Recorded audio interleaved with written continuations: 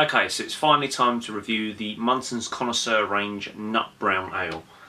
And I have to be honest, this is the first one out of the bottle that I've left to mature. I drunk quite a bit of this, and this is really kind of bad of me, I guess. I drank a good portion of it, almost like straight from the fermenter. I mean, I say that I decanted some, put it into kind of like a little barrel type thing, you know what I mean, like a little keg, and then put some little bit of CO2 into it, inject it just to force it out, give it a little bit of a head, and drunk a lot of it like that, just because it tasted so good so early on. But I've kept a few bottles back to give out to some people, and I've got one here just to review.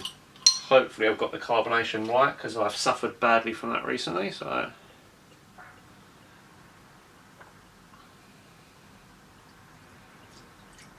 now this is an unwidgeted glass as well, so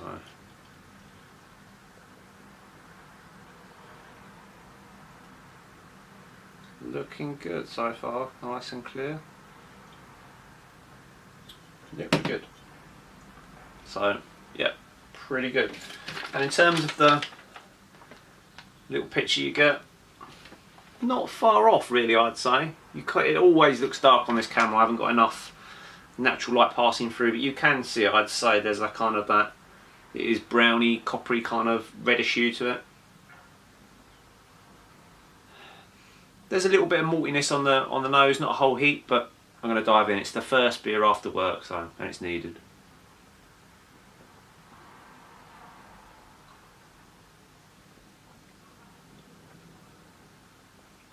I have to say, pretty good. Again, this is a single can kit. It is at 1.8 kilo, and then you add brewing sugar or malt extract to it. On this occasion I did add a little bit of malt extract to it, which has probably given it a little bit more body, and probably up the ABV slightly. I have to be honest, I didn't do a hydrometer reading on this, other than to make sure that it kind of settled out around the 10 mark, but I didn't do a starting gravity, or at least not that I can recall. If it's in the previous footage at the start of this video, then we will know. But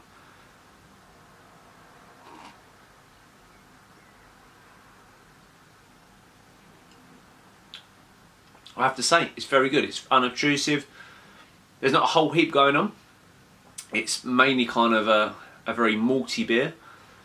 But what I don't get is that kit taste. I don't know whether I've become accustomed to kits. I've done a lot of kits recently.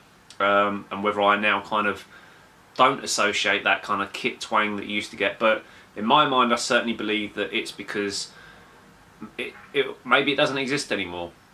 I do think that a lot of the newer kits, I don't know whether it's to do with the pasteurisation or whatever they do to the malt extract that's in the tins, but it doesn't seem to get that taste that you used to get, you know, certainly 5 years ago or so when I started doing kits. There was definitely a residual taste there that you just couldn't get away from.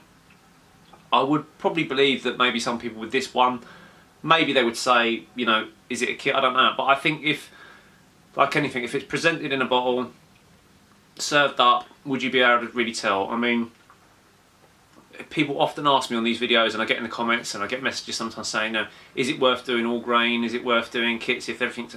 And I think there's room for all of them, if I'm honest. For me, kits are an easy way to brew great tasting beer, and when it tastes that good and at the price point they're at, you can't knock it. Yes, you can get into all grain. You might be able to buy a sack of malt for the price of some of the kits that are out there, but it's horses for courses. Obviously people want to do different things and have different timescales. Me personally at the moment, I don't have an awful lot of time for all grain brewing, so these kits are a must. I feel this would be more of a, it's sessionable. I mean, I don't know, I don't know if it gives you an average percentage on this one, what it should be. Oh, 1040 to 1044, so I guess it's going to be like about a 3.8 or something like that, or 4-ish with that malt extract, but very sessionable, very light. Might be better as a winter beer. I guess the only thing I could liken it to is like a mild, maybe like, you know, like that.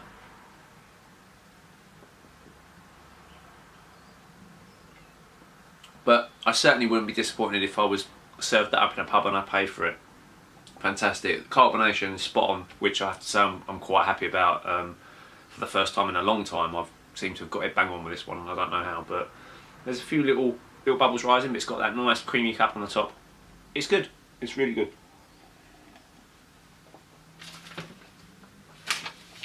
And I always go in with a little bit of trepidation with the 1 can kits, because I used to think that they meant the lower end of the kits. Obviously more malt extract, more body to the beer when you've got the 2 can kits, sometimes a high ABV. I mean, I have added a small packet of DME to this, but other than that, the single can kits have definitely improved. There used to be some right rubbish ones out there, if I'm honest. Again, another one, a fantastic kit from Muntons. So I don't think you could beat this for like a, you know, if you wanted something easygoing, unobtrusive, go for, if that will focus in. No, it doesn't want to. Sort of there. A nut brown ale from Muntons, and it's their Connoisseurs range. You know, I think it'd be worthwhile checking out a few of the other ones from that range as well. Certainly impressed with that. Look at that lovely bit of lacing forming on the glass there. Top beer. Cheers.